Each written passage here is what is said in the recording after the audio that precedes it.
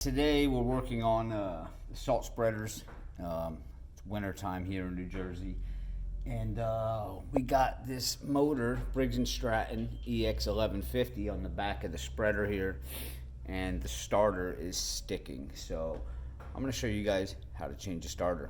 Just want to show you the motor real fast. There it is, the Ex1150, and the starter. Here's your oil dipstick here, just come down. You're gonna see the starter right there. So I'm not sure what application you have this in, but in this application on the spreader, we gotta get this battery out of the way here. And when you're working on the starter anyways, you should always disconnect your power. And get our battery out of the way there. Now you can see we got a clean shot to our starter here. We'll take this bottom wire off to the starter, and this should be an 11mm. Standard thread, lefty loosey, righty tighty.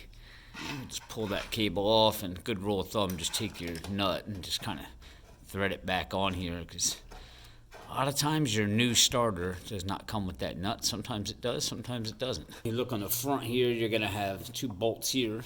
These are 3/8. You're gonna have, go back here by your oil dipstick and come down, you're gonna see another 3/8.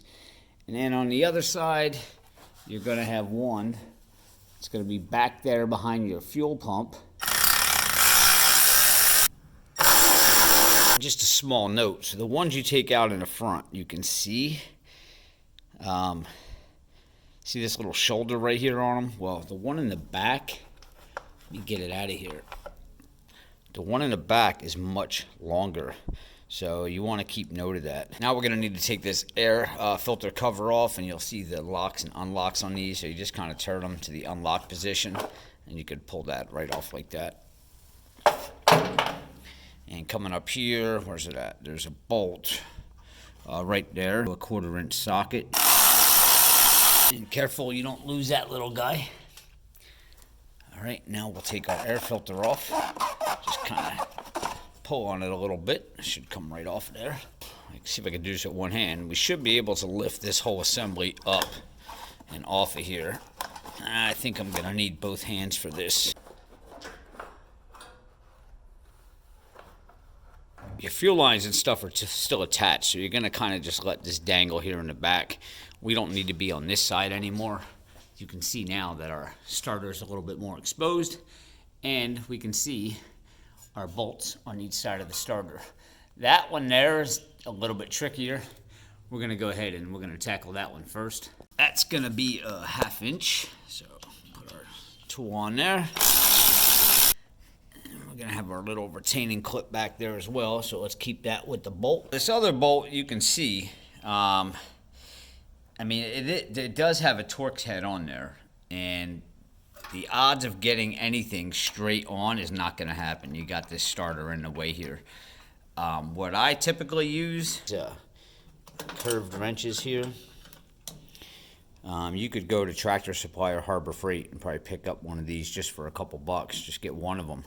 But take the 1/2 inch side here, and you can go behind this metal exhaust shield here and kind of get right in there with it. It'll go right under the flywheel.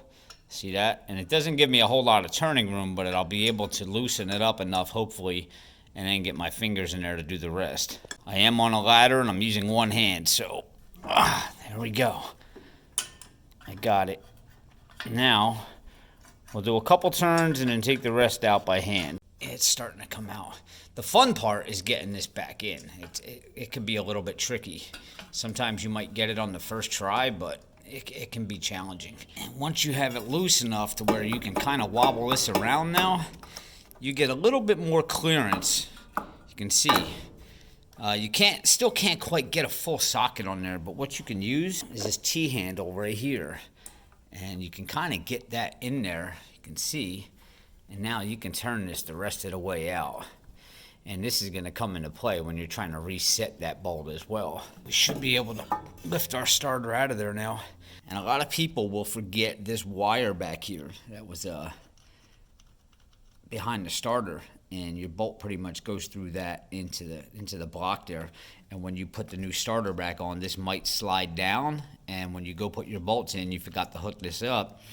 and then you're going to have some issues, and you're not going to know where the hell it went wrong because you can't see this wire once the starter's on there. You're not going to know what you did wrong, and you're going to end up taking this somewhere to get it repaired, and they're going to fix this thing in 2 seconds, and you're going to, you'll never know exactly what it was.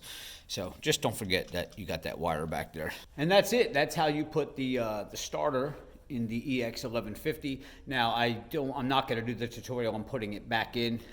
It's kind of self-explanatory. Just play the video in reverse. And I have to go pick up another starter for it. I don't have it here with me now, but hopefully this helps you out to some extent. And if it does, guys, please hit subscribe below. Give me a thumbs up, leave a comment in the comments if you have one, and I'll see you next time.